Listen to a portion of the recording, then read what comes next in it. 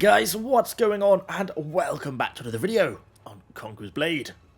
So, Imperial Javelineers, I'm not sure we have actually ever had a video on these guys.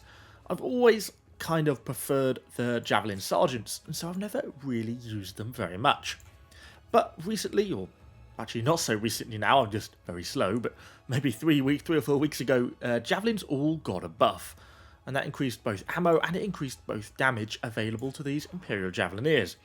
So with that buff, and the fact that quite a few people are now actually using them because they're becoming quite a decent unit, I thought it was well worth giving them a revisit and actually checking them out and see if we can actually have some good games with them. I'm still kind of a bit mixed on them. I think they're very good. My problem with them is, and this is perhaps more down to my playstyle than anything else, is I struggle to have any really good games with them. I find I can sort of fairly consistently get sort of 20, 30, 40 unit kills, maybe a couple of hero kills. But then the length of time it takes me to go to and from the supply point, because I find most maps now, I find it quite rare to be actually fighting on a supply point where I can really make use of sort of unlimited ammo. Then I find I just spend so long walking back and forth that the battle's already moved on, or something changes, or some random unit of Keshigs that's stalking at the supply point ends up running me over. So I kind of struggle a little bit to have any fantastic games with them. That being said, I am currently running them along the bottom veterancy line. So really you've kind of got the slightly more melee line on the top, and then the more javelin focused line on the bottom. Now obviously Imperial Javelineers are better in melee than the Javelin Sergeants. Quite clearly, you know, easily so. But for me, they are still a fairly poor melee unit. They're not really about their melee capability, and if you're starting to get them into melee, things largely have gone wrong, and you're not going to really be winning any fights, particularly with the kind of massive Reaper meta that's going on at the moment. Anything sort of tier 4 is going to easily beat these guys in combat. So for me, I've not really gone up this upper line. Some people really like it, the increased attack rate, things like the flying shields where they throw the shields at the enemy units. It's nice, but for me, the Javelin line is kind of where it's all about. In terms of doctrines, a couple of obvious ones. One of the Javelin doctrines increased damage, as well as that increased piercing AP and piercing damage. Just got a basic piercing damage doctrine just to try and, again, just up this Javelin damage slightly. And then, obviously, a bit of an assassination doctrine, because these guys do absolutely slaughter enemy heroes. And, of course, a little bit of extra ammo as well. I guess the final thing that's worthwhile pointing out is where I'm up to in terms of upgrades on the veterancy tree. We've got the increased maximum health and the increased piercing damage and the extra block break. That's a surprisingly tongue-twisting word to say. But we haven't got the slashing or the blunt damage. We could unlock it, but really I kind of felt it wasn't really worthwhile as an addition. So anyway, let's hop into some battles with them, see what we can do, see if we can actually have any decent games with them, or if we just sort of get a load of, for me, kind of fairly average games. We kick things off with a little bit of Riverland's Castle Siege. So initially just pushing up the siege towers, the team, particularly these palace guards, throw a right and gives us an opportunity to start to pressure their top. Now bear in mind, these are some slightly earlier clips, so ignore the fairly terrible piking abilities, but still. We go in. I actually use a 3 attack initially, which doesn't really work all that well. I guess there's some kills. But on these real close range ones like this, where there's just loads of enemies in front of you, I find just pressing 1 to be a lot more effective, because each individual unit then targets an enemy unit. Seems to sort of give you a better, broader sense of what's there. But anyway, pushing in, we're up to 25 kills already.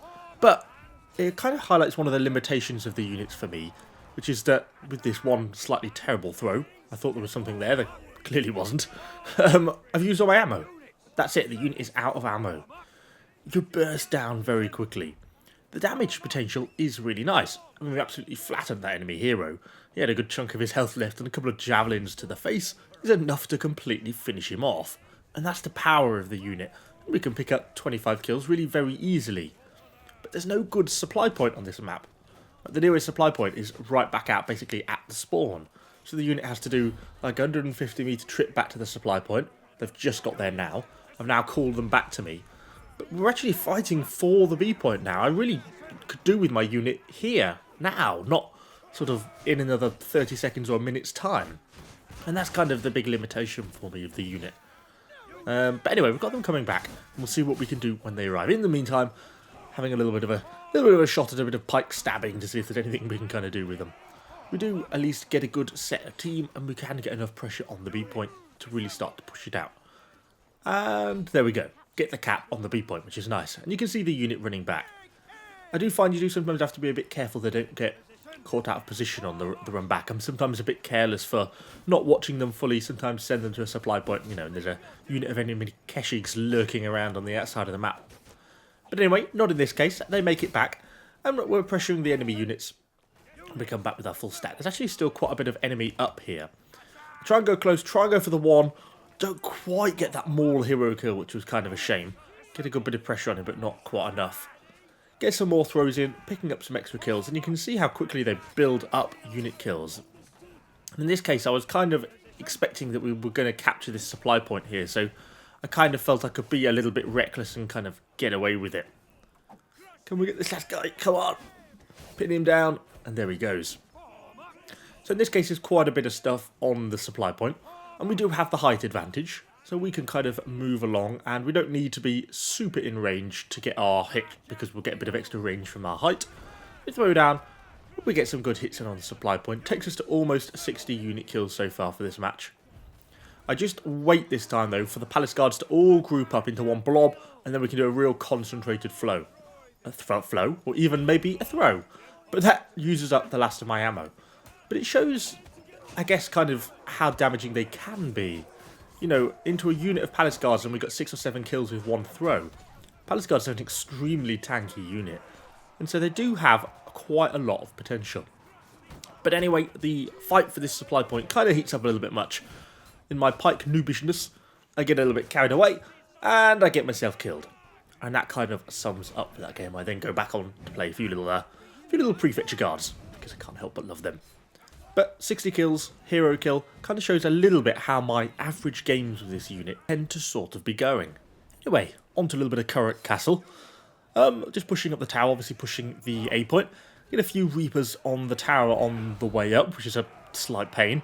Try and get a few Javelin throws on them, it doesn't really work. My unit was just a bit too far away, so I don't really get the Javelins to get up to the top of the siege tower. Anyway, push it up with my hero and my unit. A few flames there we've got to watch out for. But the main thing I'm trying to hit is essentially those flames. So I'm aiming a little bit further than perhaps I normally would. Trying to throw into the back. Quite a few clump of heroes there. We get some shots in, and we pick ourselves up a nice little hero kill. Nice. Start to push down. As the team's starting to push in. Can use my 3 key to get a bit of a long distance shot in there. Get a good chunk of damage. Starting to try and target those enemy Reapers. The unit does do really good damage against enemy Reapers. Then we go in, oh, last a few arrows, and it picks us up another 2 hero kills. And that's kind of where I suppose this unit does well.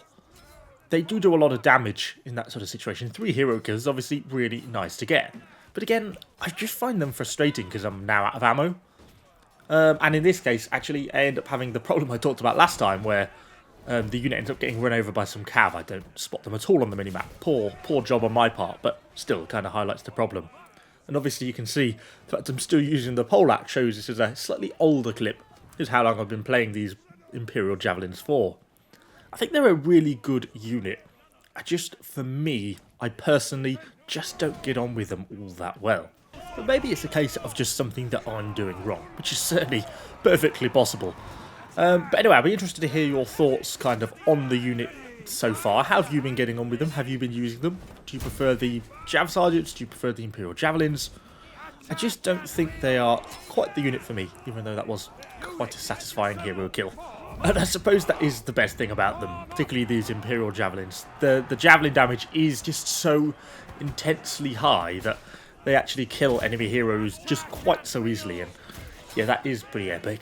I can't deny that. And I think they are actually a very good unit, but they just don't quite fit my playstyle all that well. But anyway, hopefully you've enjoyed the video nonetheless. If you have, let me know what you think in the comments down below. And of course, subscribe to the channel for lots more Conqueror's Blade content. Thanks for watching, guys, and I shall see you all on the next one.